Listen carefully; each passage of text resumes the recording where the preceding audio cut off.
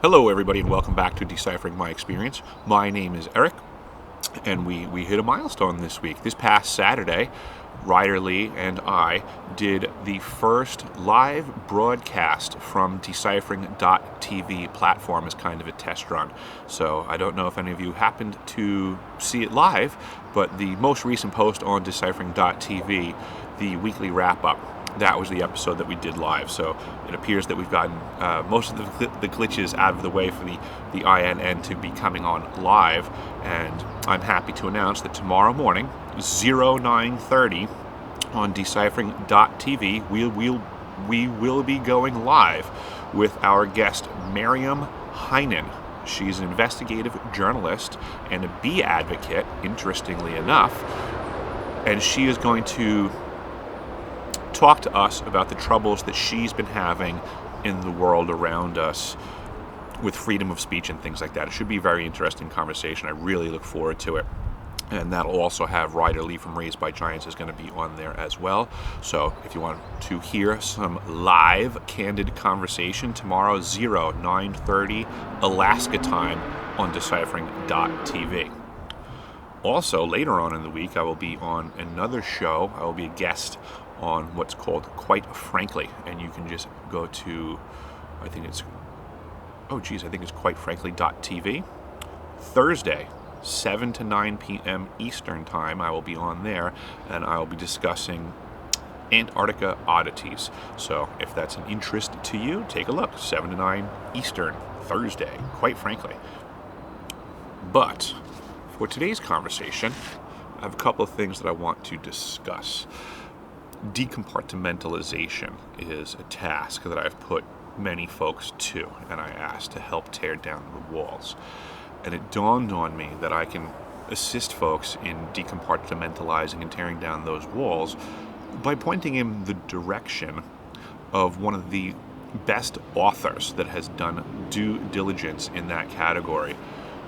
So I would recommend to folks you become very familiar with Jim Marrs and his amazing scope of work.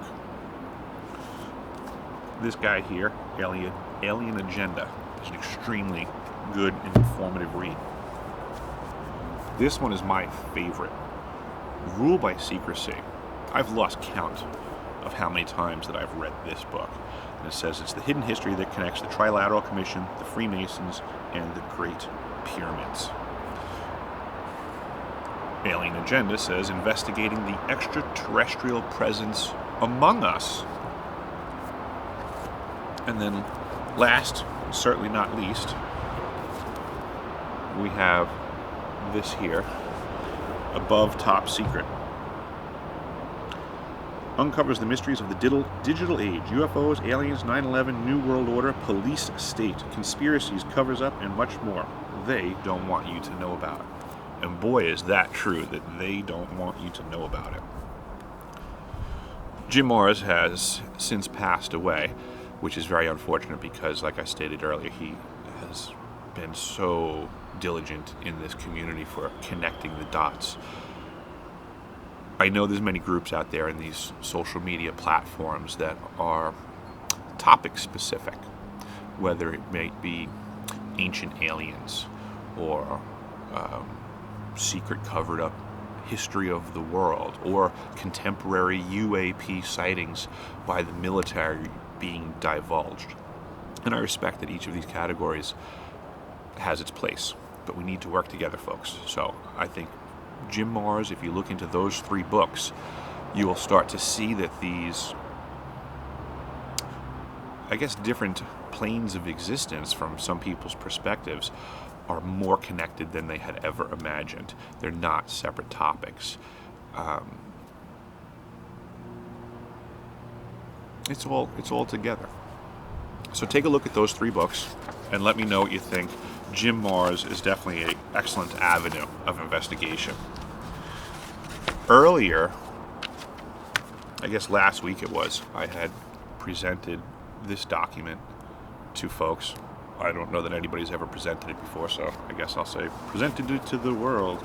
But it's Subcommittee on Emerging Threats and Capabilities Committee on Armed Services, United States, April 20th, 1999, and it was Director, Defense Advanced Research Projects Agency, Frank Fernandez. I have such trouble with his name. Frank Fernandez. And this was his testimony. And the stuff that I want to pull out of here for today's conversation. Underground facilities are a serious and growing concern, especially as increasing numbers of rogue nations begin to use such facilities to hide biological warfare activities. Underground facilities can also be used to hide other weapons of mass destruction, strategic command and control functions, and mobile missile launchers. With the threat of a biological warfare attack rising and an increasing proliferation of these hidden facilities, it has become a national priority to be able to hold underground facilities at risk. The detection, characterization, and neutralization of such facilities all pose significant technical challenges. With the characterization function being the most daunting. In the past, a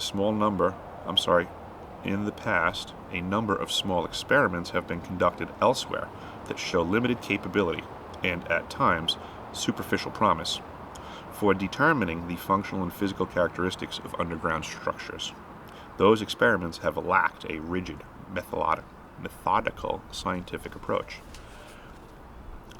DARPA's Underground Facilities Program will provide a rigorous, disciplined investigation of characterization in hopes of yielding reliable, operationally useful solutions. We will methodically explore the potential signals emitted by underground facilities and the physics associated with the program of these signals. Our initial focus is on getting the science right by calling on the nation's experts in fields such as seismology, low-frequency electromagnetics, and spectroscopy. We plan to conduct studies to analyze electromagnetic, acoustic, seismic, and other characteristics associated with such facilities, develop detailed experimental plans,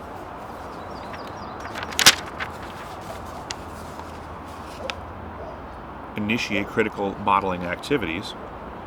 We will also evaluate the potential for seismic imaging to provide battle damage assessment after an attack by performing, quote, change detection to assess weapon penetration. The program will conduct field experiments, initiate concept evaluations, and explore novel characterization techniques such as long-range seismic monitoring of underground facilities construction and both intrusive and remote sensing. Again, folks, this is 1999, and they're talking about the extent of these things being almost unmanageable.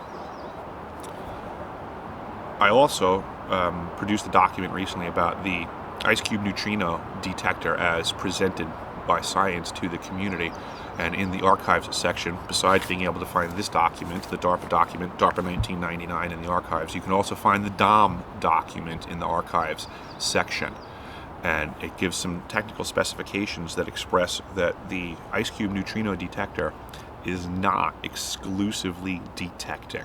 It has an ability to transmit power at what appears to be substantial numbers. So it does one thing, it does another. We have DARPA programs that need to find things, and I went all the way to the South Pole and found out that things aren't what they seem. The ELF is running, and the detector is also transmitting. So these are components to things that we need to assess what's going on in the world around us and decompartmentalize and make the connections. What does ELF do? What can the ice cube neutrino detector do when it's switched from detecting to transmitting? It's a wild, wild world. Maybe they're shooting down aliens. Maybe they're blowing up tunnels to get rid of bioweapons that are threatening the world like crazy, according to this 1999 report. But here we are in 2021, in the middle of a biological event. It's time for people to start connecting the dots. It's time for folks to start realizing that it's not as we're being presented. Each of the compartments is very limited in its perspective. And if we don't start talking to each other and getting rid of the machinations of division, we're going to continue down this path. So, knock on doors, peek in windows, see what you can find out, folks. Get some deciphering going on where you're at, and I wish you the best of luck in your endeavors.